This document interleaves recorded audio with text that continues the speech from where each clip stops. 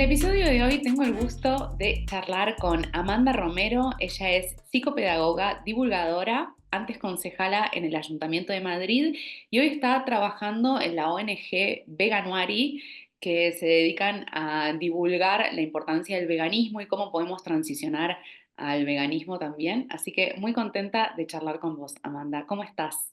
Pues encantada de estar aquí. Muchísimas gracias y muchas ganas de esta conversación. Ay, muy contenta. Bueno, esta entrevista, esta conversación que vamos a tener sucede en el marco de la salida de mi libro de Lilith, que es un libro donde básicamente trabajo con el mito de Lilith, con el arquetipo, y yo creo que ella es una figura que está muy asociada a lo animal salvaje. Es además una defensora de su cuerpo territorio. Lo estoy simplificando mucho, pero esa es la razón por la que te contacté y por la que me gustaría que conversemos en el episodio de hoy. Así que yo te vi porque te estoqueé en redes sociales que tenías un tatuaje de Lilith y yo dije, tengo que hablar con ella. Eh, Sí. Me gustaría que empecemos por una como pequeña definición para quienes no estén tan metidos en este tema. ¿Qué es el antropocentrismo y cuál es el vínculo que tiene con la explotación animal? Pues el antropocentrismo es la idea de que el ser humano está en el centro de todo, que el mundo gira alrededor del ser humano y que todo lo demás está a su servicio, ¿no? Y en ese todo lo demás están los animales, está la naturaleza, cuyos intereses siempre están por detrás de los intereses del ser humano, ¿no? Es esa noción digamos, de tener el poder y tener además el derecho pues de utilizar, de explotar los recursos de la naturaleza y a los animales para los intereses del ser humano, incluso ni siquiera en una cuestión de en igualdad de condiciones o a igualdad de necesidad, sino que un mero capricho del ser humano está por encima de la necesidad vital de un animal, ¿no? O de un territorio de la naturaleza. Y esta idea en realidad está totalmente metida en nuestra cultura. Igual no solemos hablar de ello, no le ponemos palabras, pero realmente nuestra cultura mira el mundo desde ahí. Miramos el mundo desde la idea de que el mundo está para nosotros y no que nosotros como especie estemos en el mundo y seamos parte de él. Mm. Y además en algún punto esta idea considera que el ser humano no es un animal, es como si fuera una Totalmente. categoría aparte, se olvida de ese pequeño detalle. Es que a mí me gusta mucho decir que vivimos en un mundo dominado por el único animal que piensa que no es un animal, ¿no? Vivimos en sí, sí, en esa contradicción de pensar que somos totalmente diferentes y que no tenemos nada que ver con los animales y con la naturaleza cuando tenemos mucho más en común con los animales de otras especies de lo que podemos imaginar. Sí, sí. Mm. Sí, ¿y hay algún tipo de vínculo entre esta explotación animal y esto que llamamos machismo? Mm. Bueno, diría que sí, diría que en general la cuestión de los animales y de cómo nos relacionamos con ellos es una cuestión de justicia social que no solemos entenderlo así porque solemos pensar que los problemas que afectan a los otros animales son una causa menor, son una causa siempre secundaria o que bueno, si eres muy sensible, si es que te gustan los animales. Y no depende de eso, no entendemos que es realmente una cuestión de justicia social y que como el resto de opresiones está conectada pues con ideas como el poder, la dominación, el abuso. En este caso en concreto con el machismo hay, diría, más conexiones que con otras injusticias sociales, porque si lo pensamos, el machismo se caracteriza, aparte de por la opresión y la desigualdad hacia las mujeres, también por una visión del mundo completamente dominante, desde el poder, desde el abuso, desde la ocupación del territorio, de los cuerpos, del sometimiento del otro, ¿no? Que ese otro somos las mujeres, es también la naturaleza.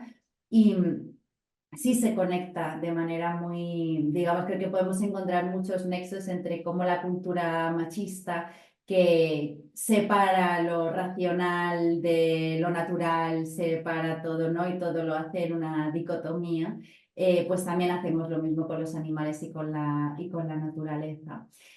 Además, esto digamos desde la parte como comparando las opresiones, ¿no? O por lo menos entendiendo que el modelo patriarcal se parece mucho al modelo de explotación y dominación de los animales y de la naturaleza. Pero además, los datos y la historia son muy interesantes en esto porque, primero, en la actualidad, el 80% del movimiento en defensa de los animales en el mundo está formado por mujeres. Las mujeres lideramos la defensa de los animales desde una cuestión de justicia social. Las mujeres somos la base que está rescatando animales, que está cuidando perros, gatos y animales de otras especies que están en situación de abandono o que viven situaciones de violencia o de crueldad, pero también están liderando la comunicación, el periodismo, la divulgación, la escritura de libros, la creación de contenido audiovisual. Las mujeres estamos liderando absolutamente en el mundo pues la empatía y la solidaridad en esta cuestión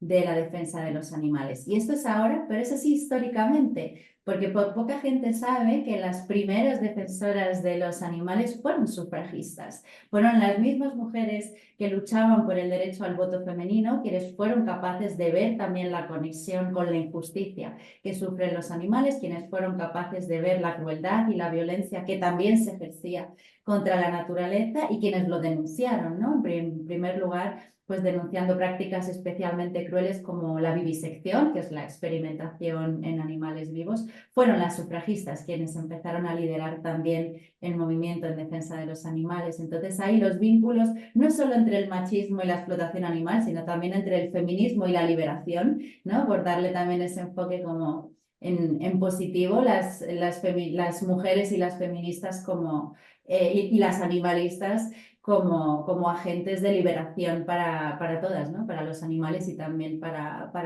las mujeres, para los animales y para la naturaleza. Sí, algo que pienso respecto a las hembras que están en las granjas industriales es que definitivamente tienen un trato doblemente cruel, como hay algo también con las animales hembras, con las vacas, por ejemplo. Claro, al final las hembras, que son las que reproducen más animales para la cadena de producción, pues suelen vivir en condiciones terribles y suelen sufrir unos abusos que son específicos sobre ellas como hembras, pues como es el caso de las vacas para la producción de leche, la separación de sus terneros, la inseminación artificial una y otra vez, pero también la situación de las madres cerdas, por ejemplo, que son encerradas cuando tienen a sus crías en la mayor parte de los países del mundo, pues en jaulas en las que ni siquiera pueden darse la vuelta ni ponerse de pie, ¿no? Lo que se llaman jaulas de gestación. Y es curioso porque dicen, es para evitar que la madre aplaste a los bebés. Y claro, cualquiera pensaría, pero ¿en qué situación de la naturaleza una madre va a aplastar a sus bebés? No aplasta a sus bebés de manera natural, los aplasta porque no tiene el espacio. Como no tiene espacio para moverse, no se puede dar la vuelta, si se cae, si está cansada, sus patas se pueden resbalar y entonces se caen y pueden hacer daño a sus bebés. Como para las industrias los animales son dinero, pues no quieren tener Objetos. ninguna pérdida y la manera de asegurar esto es meterlas en espacios aún más pequeños, que son estas jaulas horribles de gestación, que básicamente son 4 barrotes donde la cerda tiene pues un barrote en la boca, a los lados y en la parte posterior de su cuerpo y simplemente puede estar tumbada amamantando sin ningún tipo de movimiento durante semanas, ¿no? Las hembras padecen en general prácticas especialmente crueles por su papel de reproductoras y bueno, por tener unos periodos unos ciclos dentro del propio ciclo de explotación que las expone a prácticas especialmente crueles, sí. Mm. Esto es una pregunta un poco más como desde tu perspectiva, más allá de la data científica. ¿Por qué crees que cuesta tanto que entre la problemática animal al feminismo o a otras luchas? ¿Por qué pasa esto? Bueno, creo que porque culturalmente tenemos esta idea de que primero de que no somos animales, ¿no? Como hablábamos al principio, hay como una desidentificación. Em, Hay un rechazo, una idea de que, de que lo que le ocurre a los animales no nos afecta a nosotros, que es algo que va después, que realmente esto es lo que se ha dicho en casi todos los movimientos de justicia social, siempre ha habido alguien que ha dicho lo tuyo para después, ¿no? También a las mujeres Exacto. nos decían, cuando hayamos terminado con la desigualdad entre las clases sociales, cuando hayamos terminado con el capitalismo, habrá espacio para lo vuestro. Ahora es a la cuestión de los animales a la que se nos dice, bueno, cuando hayamos resuelto todo lo demás, habrá tiempo para lo vuestro. Yo creo que es parte también de una mentalidad que tenemos un poco estrecha, en la que pensamos que las injusticias compiten y que tenemos que elegir entre las injusticias y no mirar cómo realmente lo que avanzamos en un sentido en realidad nos mejora como sociedad en todo lo demás. Y creo que y bueno, y es la mirada antropocentrista, ¿no? Pensar que nosotros estamos en el centro, pero la realidad es que la injusticia que ejercemos contra los animales está muy conectada con muchísimos problemas de justicia social que padecemos los humanos, desde la cuestión climática, que está en el centro, nuestro modelo alimentario y de explotación animal, y cómo criamos a los animales y cómo arrasamos con el territorio, cómo lo contaminamos, las aguas, la tierra cultivable, cómo la estamos utilizando para alimentar ganado en lugar de para alimentar personas.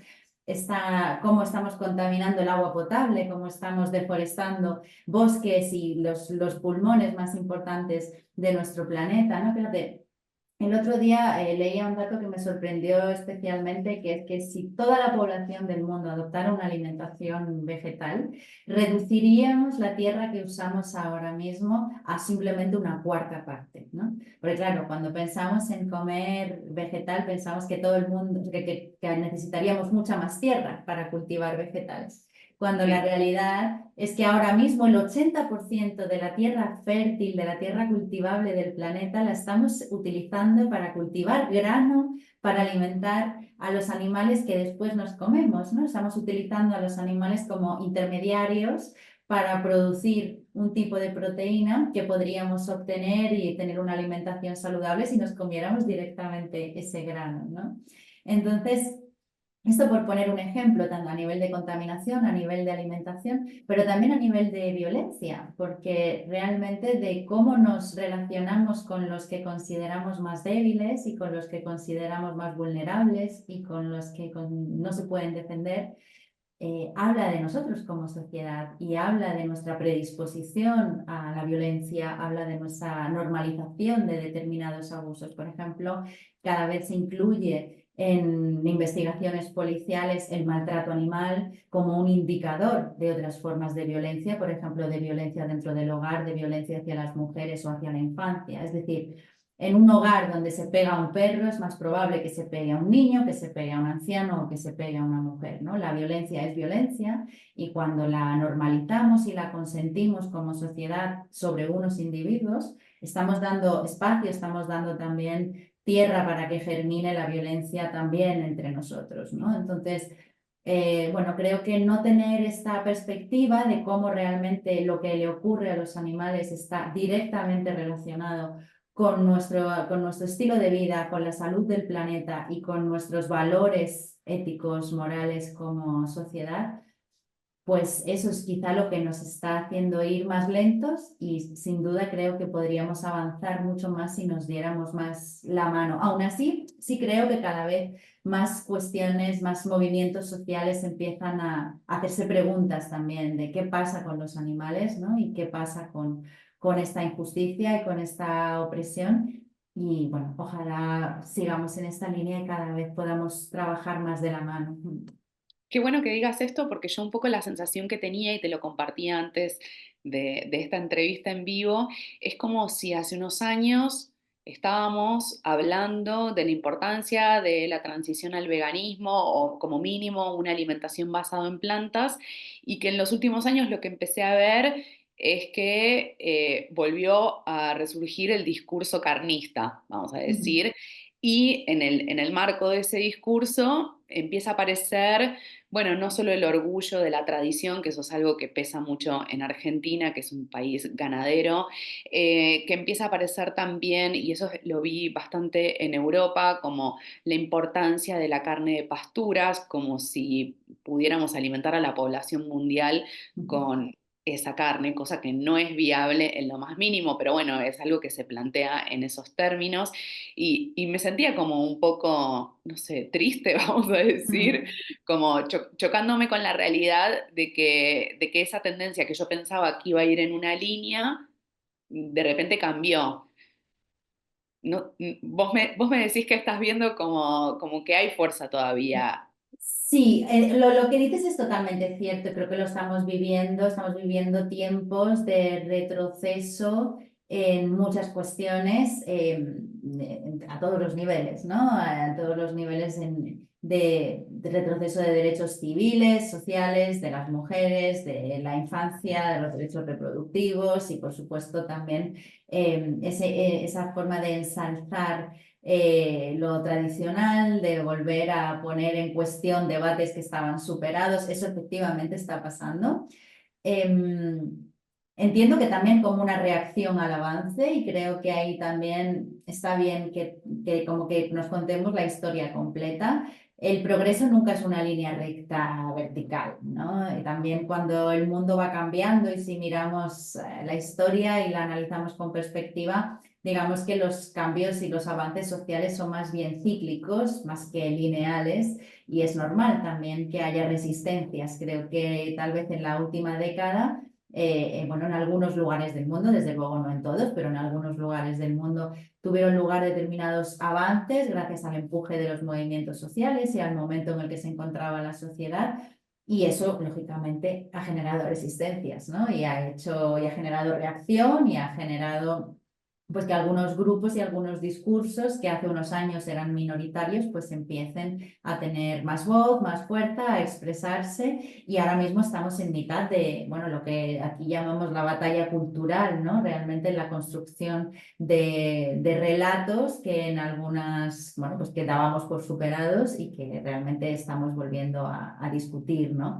Creo que a nivel de los movimientos sociales, digo, pensando solamente en la gente pues más comprometida, más preocupada por su entorno. Creo que ahí sí que se sigue avanzando y sí que hay, y de hecho los números hablan, ¿no? Realmente la tendencia del veganismo no se detiene, cada año más y más personas deciden alimentarse de manera más vegetal o completamente vegana o ir sustituyendo poco a poco productos animales en su alimentación, pero lógicamente hay una resistencia y ahí estamos encontrando que hay unas fricciones porque se está, digamos, defendiendo, se está asociando el consumo de carne también a una identidad que incluye otras cosas, ¿no? Entonces, dentro de los valores tradicionales y de determinadas cuestiones, pues se está incluyendo también comer carne, comer más carne, como, bueno, sí, como una seña de identidad que en realidad es una identidad del pasado,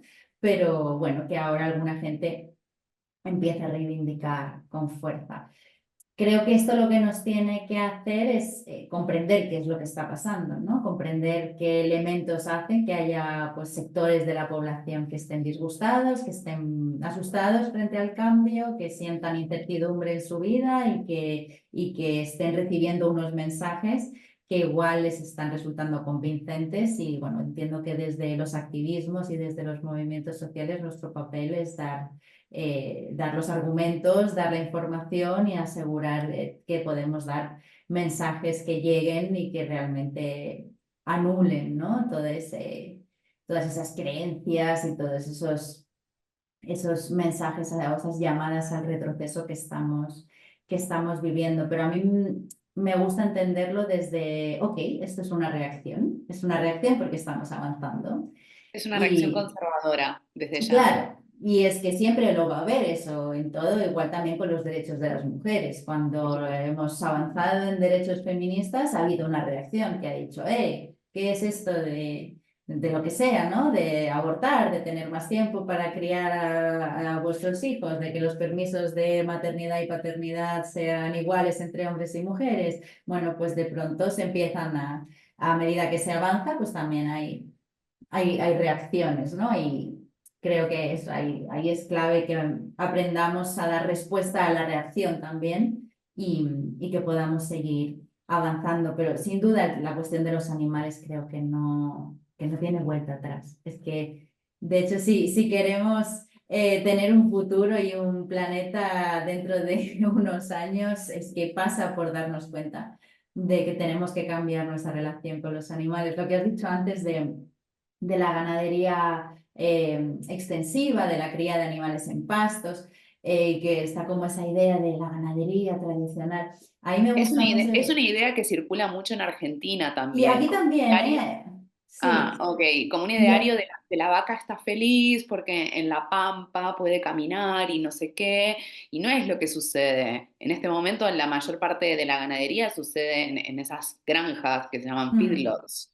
sí, creo que esto es mundial, ¿eh? Aquí también hay como una reivindicación de esa ganadería tradicional, aquí lo llamamos ganadería extensiva, ¿no? Como en pastos extensos, en lugar, pero la realidad es que en cualquier supermercado el 99,9% de la carne que se comercializa viene de macrogranjas, de naves industriales y de lugares infectos donde los animales prácticamente no se pueden ni mover, esto es la realidad a nivel internacional, pero además es una idea totalmente imposible, porque y aquí es donde quería recomendar mucho a la filósofa Marta Tafalla, que ella además de hablarnos de ecofeminismo, pues habla mucho de esta cuestión y ella explica que, claro, no podemos pretender, teniendo población de animal herbívoro, ¿no? Si miramos la pirámide que aprendemos en el colegio de la cadena trófica, ¿no? Pues abajo del todo estarían los microorganismos, los hongos, después estaría el reino vegetal,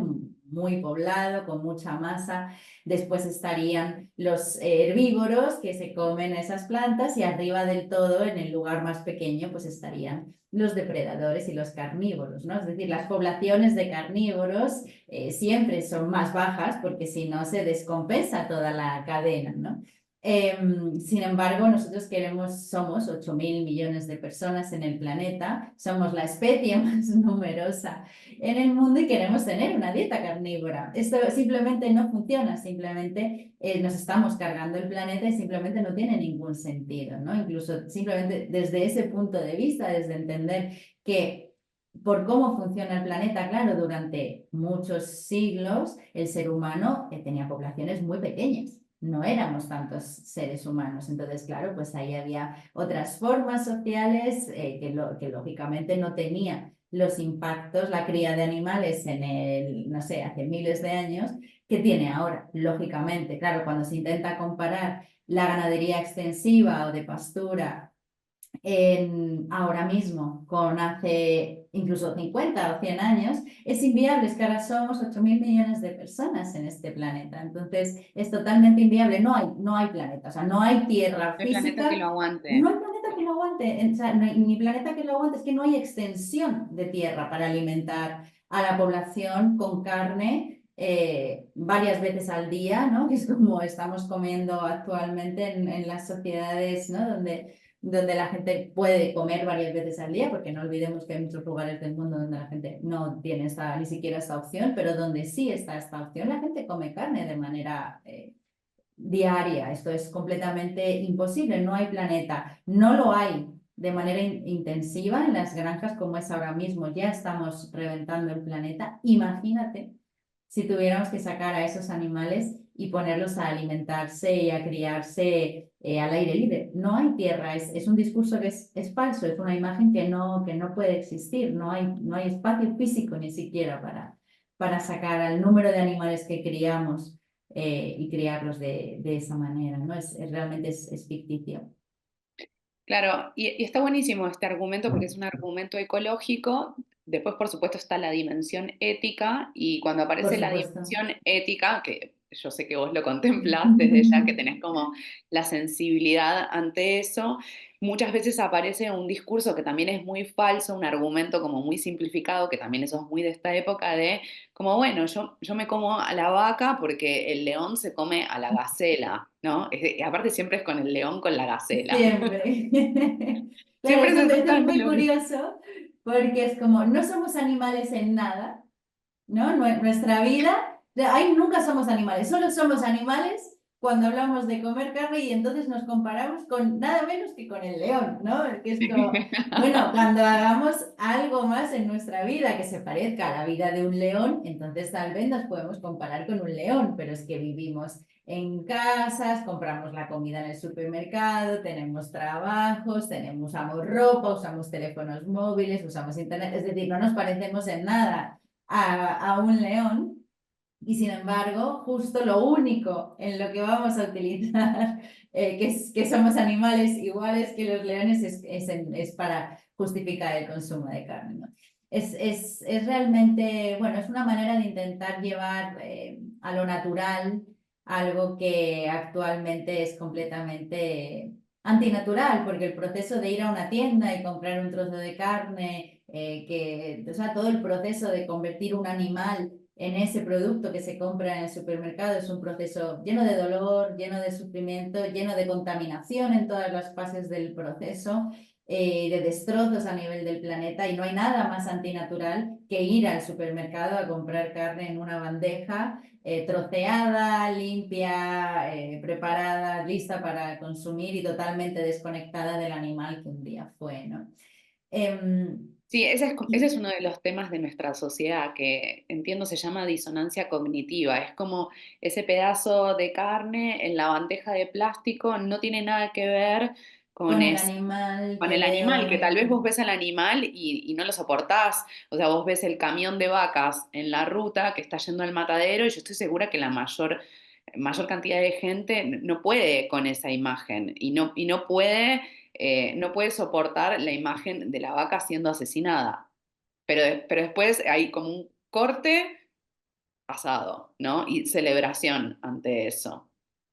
Sí, también hay que entender ahí que es que nuestra cultura ha construido todo eso, ¿no? Realmente esa desconexión, también muchas creencias que están muy arraigadas en nuestra educación. Hemos crecido pensando que comer carne y productos animales es natural, es normal, es necesario, ¿no?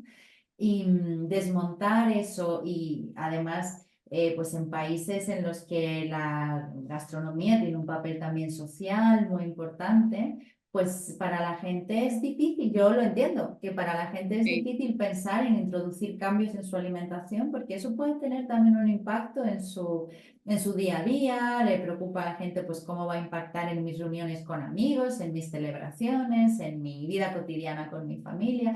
Yo comprendo que tenemos esas resistencias y entonces nos agarramos a las creencias que nos han dicho siempre, pero la realidad es que la mayor parte de la gente siente empatía y preocupación por los animales, siente preocupación por el planeta y no quiere hacer daño. Y la cuestión es, bueno, ¿cómo podemos hacer esto cada vez más fácil, más accesible, acompañarnos, generar comunidades en las que pues facilitar esa transición y también pues como presionar a las empresas y a los gobiernos, que son quienes tienen realmente más poder para hacer pues lo que estamos llamando una transición proteica, ¿no? Facilitar que las alternativas a la carne puedan seguir desarrollándose, puedan seguir avanzando y que podamos hacer una transición del modelo alimentario actual a un modelo alimentario más vegetal, que ahí digamos que nuestras decisiones individuales son cruciales, pero también tenemos que exigir a nuestros representantes políticos y a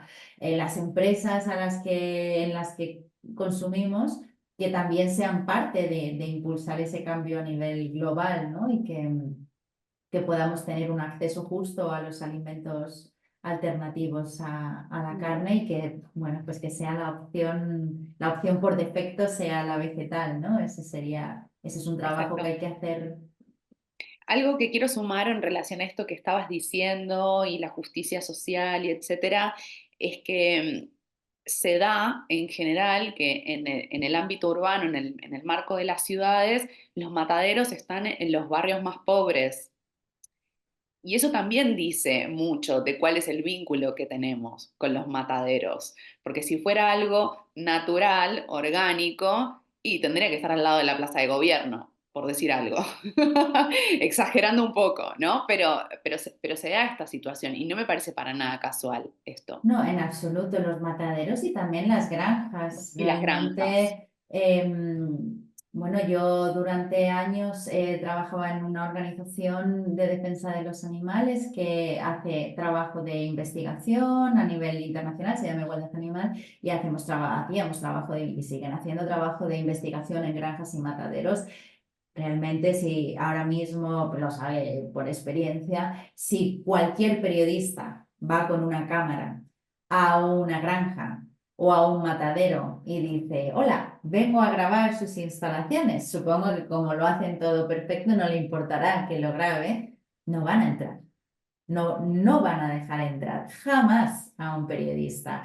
Las industrias de explotación animal y los mataderos son los lugares más herméticos que podamos imaginar. ¿Por qué? Porque lo que ocurre ahí dentro escandalizaría a la mayoría de la población. La mayoría de la gente es solidaria, es empática, no quiere hacer daño a los animales. Se necesita quitar de la vista cómo es esa matanza en cadena, ¿no? Sistemática, diaria y de las maneras tan violentas y cómo los animales se resisten, ¿no? Y no quieren morir y estoy segura de que si la gente tuviera acceso a esa información de manera normalizada, ¿no? Y pues desde luego nuestros hábitos de consumo serían distintos. Entonces, por eso es necesario también el trabajo de organizaciones que hacen esas investigaciones y que se infiltran en los lugares para poder obtener imágenes, porque no es de dominio público, no tenemos acceso y nuestro derecho como ciudadanía, nuestro derecho como consumidoras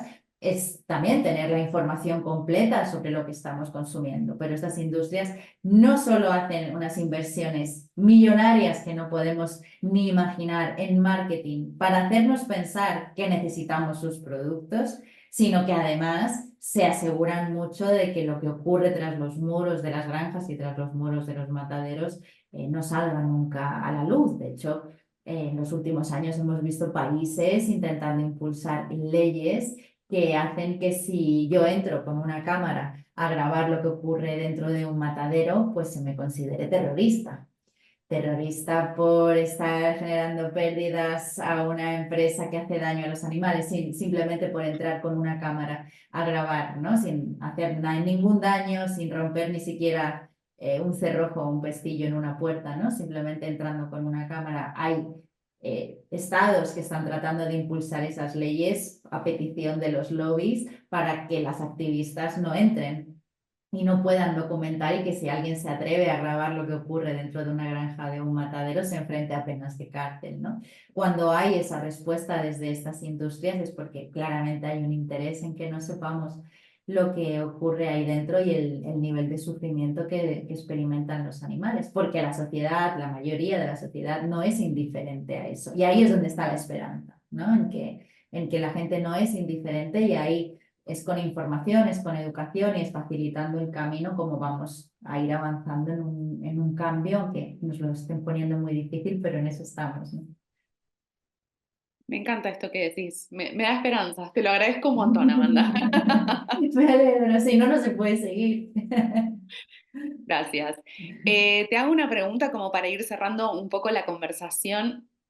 ¿Qué sugerencias, consejos, recomendaciones das a las personas que quieren cambiar efectivamente su alimentación o que quieran hacer una transición a una forma de vida que se aleje del maltrato animal? Porque no es solo la comida. Sí, son más cosas, pero desde luego la alimentación es lo que tiene más impacto en el mundo en el que vivimos, ¿no? Es de las cosas en las que tenemos más poder dentro del que tenemos como ciudadanía, es en la alimentación, con lo que realmente podemos generar con decisiones pequeñas un cambio muy, muy grande y un impacto muy importante en nuestro entorno. Mira, si alguien estuviera que nos escuche está pensando, ¿y yo qué puedo hacer o por dónde empezar? Lo primero que diría es, eh, ve poco a poco, no tengas prisa, ve probando, ve explorando y sobre todo acércate a la comunidad que te pueda dar ese apoyo, ¿no? Ahora mismo es verdad que tenemos online un montón de información disponible de divulgadoras, de organizaciones, pues como la organización en la que yo trabajo ahora mismo, Veganuary, que damos todos los recursos, menús, recetas, todo lo que la gente pueda necesitar de manera gratuita. Creo que es fundamental buscar una red, buscar a otras personas que también están en eso, seguir con las redes sociales, se nos abren muchas puertas, ¿no? Y diría, digo esto de ir despacio, de ir explorando, porque a veces la gente piensa que esto se trata de eliminar cosas, ¿no? Es como, vale, pues ya no como carne, ya no como peces, ya no como lácteos, y no se trata de eliminar, se trata de sustituir. Entonces, eso da mucho menos miedo, porque cuando pensamos, ay Dios mío, y si no como esto, ¿qué voy a comer? Bueno, pues vas a comer otra cosa y tienes que ir probando qué te gusta, tienes que ir probando cómo te gusta cocinarlo, qué marcas te gustan más de otras cosas, cómo te gusta cocinar, probar recetas distintas que un día no te salgan bien, que otro día te salgan mejor, ¿no? Pensar que llevamos toda la vida comiendo de una manera y de pronto pensar en hacer un cambio en nuestra alimentación puede ser un poco abrumador. Entonces, desde ahí creo que es más importante hacerlo pues investigando, explorando y con esa paciencia que con la idea de, vale, lo elimino todo y que de pronto nos encontremos como, ¿y ahora qué hago? ¿No? Que ahí es donde mucha gente se asusta y se echa atrás o le parece demasiado difícil. Entonces diría que eso es clave, como entenderlo como una sustitución y no como una renuncia, buscar comunidad online a nuestro alrededor, gente que comparta estos valores y que también nos pueda dar ese, pues también ese soporte, informarnos y sí, y diría que hacerlo desde un lugar que también desde ese lado positivo, porque es que a mí me gusta mucho insistir en que cuando damos este tipo de pasos en nuestra vida, no hay nada tan valioso como vivir de manera alineada con los propios valores, ¿no? Y esto creo que no lo hablamos lo suficiente porque solemos pensar como, esto es un sacrificio, es un esfuerzo, es una renuncia. Bueno, también hay mucha ganancia porque cuando vivimos con esa disonancia cognitiva que mencionabas de saber que eso está ocurriendo, pero que yo no lo miro, no hago nada al respecto, hay mucha gente que vive con un cierto sentimiento de culpa cuando va a comer carne o productos animales, porque algo de información ha recibido, pero no es suficiente, no sabe cómo hacerlo, está en esa... Y esa incomodidad que muchas veces yo la sentí mucho tiempo antes de decidir, era como, ay, sé que esto no encaja con mis valores, pero bueno, voy a poner por delante otras cosas, ¿no? Como mi entorno Participar de social, la la reunión social, presión, la familia, no todo ser eso. no distinguirme de los demás, que también es Claro. válido porque es normal que tengamos esos miedos. Pero también hay mucha ganancia cuando una dice, no, pues voy a hacer lo que realmente es coherente y está alineado con los valores y con quién soy. Ahí hay también mucha felicidad, hay bienestar, hay alegría y hay un sentido de propósito y de sentido vital que es de las cosas más grandes que podemos experimentar. Entonces, el mayor consejo sería como no tengamos tanto miedo, lo que hay al otro lado es un descubrimiento de nuevos platos, de nuevos sabores, una sustitución y también mucho bienestar en esa decisión alineada con los propios valores. Así que ánimo a todo el mundo a probarlo y acercarse a una alimentación más vegetal, que es lo mejor que podemos hacer por los animales, por el planeta, por nuestra salud y por un sistema global alimentario más justo. Mm, hermoso y muy potente también. Gracias. Muchas Eh, gracias. las personas que te quieran encontrar, ¿dónde pueden hacerlo? Sobre todo en Instagram es donde estoy más activa, como Amanda Romero, ahí me van a encontrar. Y sí, ahí principalmente es donde más activa estoy. Bueno, muchísimas gracias por esta conversación. Gracias Eh, a ti. me parece como muy potente y también con data reveladora, la verdad, como creo que dijiste algunas cosas que movieron fichas, así que gracias por eso. Gracias a ti por el espacio. Gracias, gracias. Si me quieren buscar a mí, pueden hacerlo en mi Instagram como @lu.gaitán y si no, mi correo electrónico hola@lugaitán.com. Gracias a todos los que se quedaron hasta el final escuchando este episodio. Gracias, Amanda, de vuelta. Un placer.